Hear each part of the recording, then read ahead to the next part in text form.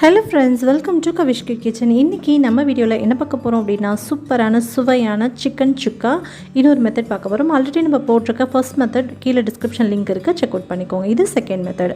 ஒரு பேனில் நல்லெண்ணெய் சேர்த்துக்கலாம். நல்லெண்ணெய் சேர்த்திங்க அப்படின்னா தான் சுக்காவுக்கு ரொம்ப டேஸ்ட்டு சூப்பராக இருக்கும்.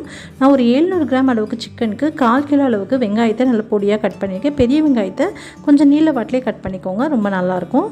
ஸோ இது மாதிரி எண்ணெய் ஊற்றிட்டு தாளிக்கெல்லாம் எதுவுமே சேர்க்க வேணாங்க, டேரெக்டாகவே நீங்கள் ஆனியன் சேர்த்துட்டு கொஞ்சம் போட வதக்கிக்கோங்க. வதங்கிறதுக்கு லைட்டாக உப்பு போட்டிங்க அப்படின்னா சீக்கிரம் வதங்கிடும்.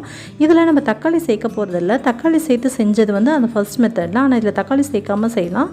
இதுவும் ரொம்ப சூப்பராக இருக்கும். இப்போ பார்த்திங்கன்னா இது நல்லா வதங்கினதுக்கப்புறமா இது கூட வந்து நம்ம என்ன சேர்க்க போகிறோம் அப்படின்னா, இஞ்சி பூண்டு பேஸ்ட் வந்து 2லேருந்து 2 ஸ்பூன் அளவுக்கு சேர்த்துக்கோங்க. நல்லா வாசனையாக இருக்கும்.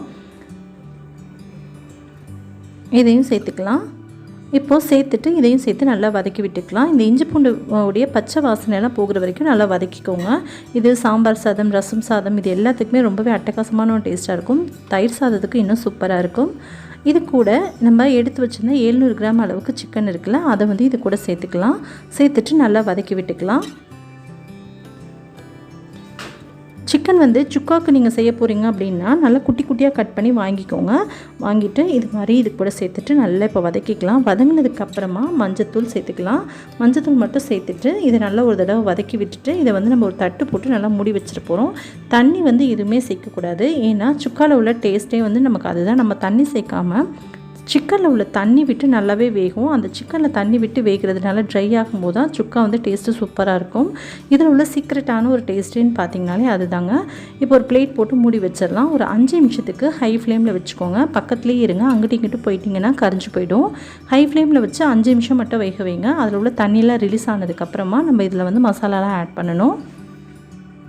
இப்போ பாருங்கள், நம்ம தண்ணியே சேர்க்கல, ஆனால் எந்த அளவுக்கு தண்ணி ரிலீஸ் ஆகிருக்கு அப்படின்னு சொல்லிட்டு. ஓகே, இப்போ இந்த தண்ணிலாம் இருக்குல்ல, இந்த ஸ்டேஜில் இப்போ நம்ம ஒரு தடவை நல்லா வதக்கி விட்டுட்டு இது கூட வந்துட்டு நம்ம என்ன பண்ணணும் அப்படின்னா மசாலாலாம் சேர்க்கணும். இவ்வளோ தண்ணியிலே சேர்த்துற வேணாம், கொஞ்சம் தண்ணி குறைஞ்சிருக்கட்டும். இப்போ பாருங்கள், ஃபஸ்ட்டு நம்ம இருந்த தண்ணி விட இப்போ கொஞ்சம் குறைஞ்சிருக்குல்ல. இப்போது இது நல்லா குறைஞ்சதுக்கப்புறமா இப்போ இதில் மசாலாலாம் ஆட் பண்ணிடலாம்.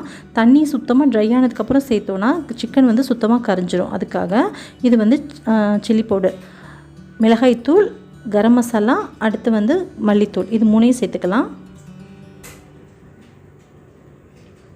சேர்த்துட்டு ஒரு தடவை நல்லா கிளறி விட்டுக்கோங்க. இப்போது இதில் சிக்கன்லேருந்து ரிலீஸ் ஆச்சுல தண்ணி, அந்த தண்ணி எல்லாமே நல்லா இப்போ வந்து வற்றி வரணும். வற்றி வரத்துக்காக என்ன பண்ணணும்னு கேட்டிங்கன்னா, ஒரு 10 நிமிஷம் போல் இதை வந்து மறுபடியும் ஒரு பிளேட் போட்டு நல்லா மூடி வச்சுக்கலாம். ஆனால் மூடி வச்சு நம்ம வேக வைக்கும்போது தண்ணி ரிலீஸ் ஆக தான் செய்யும், ஆனால் தண்ணி அவ்வளோ சீக்கிரம் ட்ரை ஆகாது. ஆனால் சிக்கன் நல்லா நமக்கு இன்னும் வேகணும்ல, அதுக்காக மூடி வச்சு நம்ம ஒரு 10 நிமிஷம் வரைக்கும் வேக வச்சுக்கலாம். லாஸ்ட்டாக தண்ணி அதிகமாக இருந்துச்சு அப்படின்னா ஹை ஃப்ளேமில் வச்சு 1 நிமிஷம் போல் நல்லா வதக்கிட்டு இறக்கிக்கலாம். இப்போ வந்து ஃபஸ்ட்டு நம்ம ஒரு பிளேட் போட்டு ஒரு 10 நிமிஷத்துக்கு மறுபடியும் மூடி வச்சிடலாம். லோ ஃப்ளேமில் வச்சுக்கோங்க.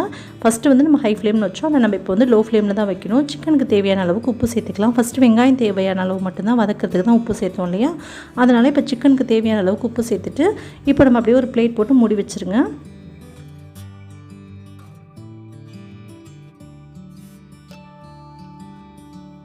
இப்போது லோ ஃப்ளேம்லேருந்து 10 நிமிஷம் கழித்து பார்க்குறோம். சிக்கன் வந்து நல்லாவே தண்ணி எல்லாமே வற்றிட்டு நம்ம ஊற்றின எண்ணெய் எல்லாமே மேலே பிரிஞ்சு வந்திருக்கு. நம்ம ஒரு 4 ஸ்பூன் அளவுக்கு தான் எண்ணெய் சேர்த்துருந்தோம். அந்த எண்ணெய் எல்லாமே பிரிஞ்சு அதில் சிக்கனில் உள்ள எண்ணெய் ரிலீஸ் ஆகி எந்த அளவுக்கு சூப்பராக வந்திருக்குன்னு பாருங்கள். இந்த எண்ணெயிலேயே நல்லாவே ட்ரை ரோஸ்ட் மாதிரி ஆகுச்சு அப்படின்னா நம்மளோட சுக்கா வந்து சூப்பராக ரெடி ஆகிடுச்சுன்னு அர்த்தம். அவ்வளோதான். பாருங்கள், நம்ம சுக்கா எவ்வளோ அழகாக இருக்குது, பார்க்குறதுக்கே ரொம்ப டேஸ்ட்டு சூப்பராக இருக்குது. லைட்டாக ஒரே ஒரு சிக்கன் எடுத்து நசுக்கி பார்த்தோன்னா வெந்துச்சு அப்படின்னு தெரியும். இல்லை நீங்கள் குக்கர்லலாம் வச்சிடாதீங்க, வச்சிங்க அப்படின்னா வந்து ரொம்ப என்ன சொல்கிறது, குலைவாயிடும். ஸோ அப்போ ரொம்ப நல்லா இருக்காது. அவ்வளோதான். இப்போ கடைசியாக நம்ம என்ன பண்ணணும் அப்படின்னா, 1 ஸ்பூன் அளவுக்கு ஜீரகத்தூள் இருக்குல்ல, அதுவும் ஒரு 1/2 ஸ்பூன் அளவுக்கு மிளகுத்தூளும் சேர்த்து நல்லா ஒரு தடவை மிக்ஸ் பண்ணி விட்டுக்கோங்க. லாஸ்ட்டாக நம்ம இதை சேர்க்கும்போது இதோடைய வாசனை ரொம்பவே நல்லாயிருக்கும். ஸோ டேஸ்ட் ரொம்ப தூக்கி கொடுக்கும். ஸோ அதனால் கடைசியாக இறக்க போகிற ஸ்டேஜில் மட்டும்தான் இதை சேர்க்கணும், முன்னாடியே சேர்த்துட வேண்டாம்.